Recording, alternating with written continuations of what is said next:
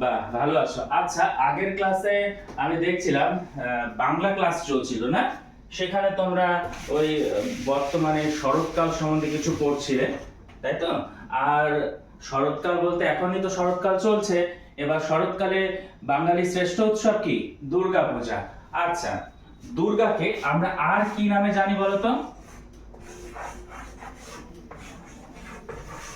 দশভুজা। তাহলে দুর্গা এই মা দুর্গার 10টি কি থাকে? হাত। বা তাহলে এক্ষেত্রে 10 মানে 10, আর ভুজা কথা তোমরাই বললে, ভুজ মানে কি? হাত। বা তাহলে ভুজ মানে হাত বা বাহু। আজকে এই বাহু এবং কতগুলো দাগ দিয়ে আমরা আজকের ক্লাসটা শুরু করব, ঠিক আছে? এবং শিখবো, জানবো। আচ্ছা, আমরা তো আগের ক্লাসে সরল রেখা শিখেছি। তোমরা এবার খাতায় সরল রেখা আঁকো তো। আর বক্ররেখা কোনটি? বা ঠিক এঁকেছো। দেখো, এই সরল রেখাগুলোকে দিয়ে আজকে আমরা এই যে ভুজ বা বাহু বা হাত এই নিয়ে বিভিন্ন কিছু জানবো। তোমাদের আমি 3টি সরল রেখা দিয়ে দিচ্ছি। এই 3টি সরল রেখা দিয়ে কিছু ছবি আঁকার চেষ্টা করো তো। তারপরে আমিও ছবি আঁকছি, দেখি তোমরা কে কি এঁকেছো।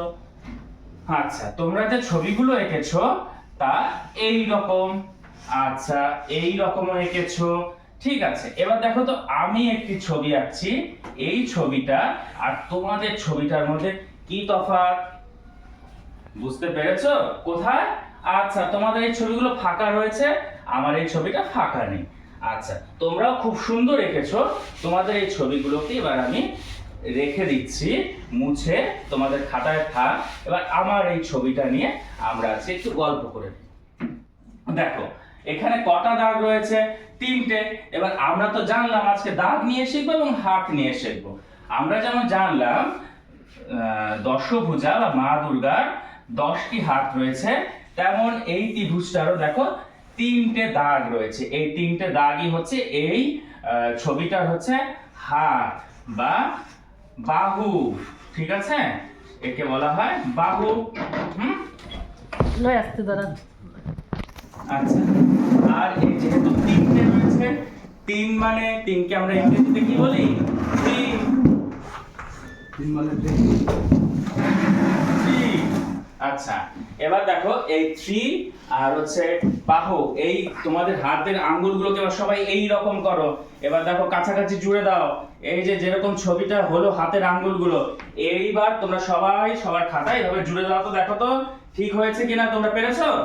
আচ্ছা, দেখো তাহলে এই যে একটা ছবি হলো, যে যেখানে 3টি বাহু থাকছে এবং প্রত্যেকটা বাহু একটা অপরের সঙ্গে জুড়ে রয়েছে, হ্যাঁ, তাহলে যে চিত্রটা তৈরি হচ্ছে তাকে আমরা বলছি ত্রিভুজ। কি বলছি?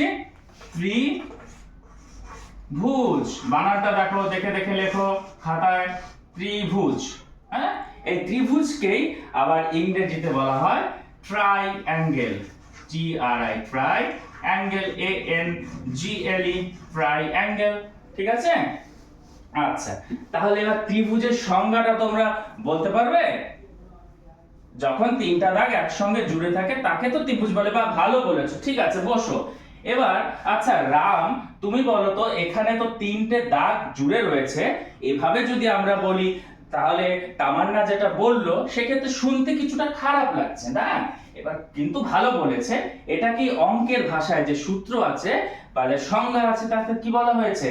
যখন 3টি সরল রেখা একে অপরের সঙ্গে জুড়ে থাকছে এবং জুড়ে যে সীমাবদ্ধ, সীমাবদ্ধ মানে একে অপরের সঙ্গে জুড়ে রয়েছে, সীমাবদ্ধ যে সামতলিক চিত্র তাকেই আমরা বলছি ত্রিভুজ বা ট্রাইঅ্যাঙ্গেল। এই যে যেমন তোমাদের হাতের আঙ্গুলগুলো যখন এরকম করছো, দেখো প্রত্যেকটা আঙ্গুল একে অপরের সঙ্গে জুড়ে রয়েছে, এভাবেই জুড়ে এই ত্রিভুজটাও তৈরি হচ্ছে যাকে আমরা বলছি ট্রাইঅ্যাঙ্গেল।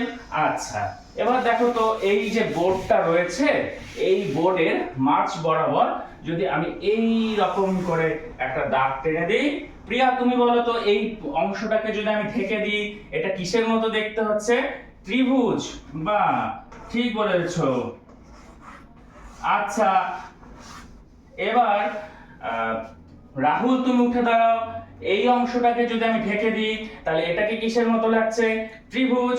আচ্ছা ঠিক আছে, তুমি বসো। রাহুল তুমি বলো তো এই ত্রিভুজের ইংরেজি নামটা কি? ট্রাইঅ্যাঙ্গেল। TRI triangle. বাহ, ভালো বলেছো। এবার পূজা তুমি এখানে বোর্ডে উঠে এসো তো, ত্রিভুজ বানান আমি লিখছি, দেখো তো কোন বানানটা ঠিক তুমি বলবে। কোন বানানটা ঠিক? এটা? Very good. বর্তমানে ত্রিভুজ বানান কিন্তু এটা, তাহলে ত্রিভুজের রস্যকার হয়, তাই না? আচ্ছা এবার বলো তো তোমরা এই ত্রিভুজের মতো ছবি আর কোথায় কোথায় দেখেছো? কিসের মধ্যে ত্রিভুজের এরকম ছবি থাকে? সিঙ্গারা বা সিঙ্গারা। সিঙ্গারা ত্রিভুজের মতো দেখতে হয়, কিন্তু বাস্তব জীবনে কিন্তু সিঙ্গারা ত্রিভুজের উদাহরণ হতে পারে না। কারণ ত্রিভুজের ক্ষেত্রে আমরা সংজ্ঞাতে বললাম যখন তিনটি সরল রেখা একে অপরের সঙ্গে জুড়ে থাকবে এবং সামতলিক চিত্র হবে, মানে এই রকম কোনো কিছুর ওপর চিত্রটা তৈরি হবে, তখন ত্রিভুজ হবে।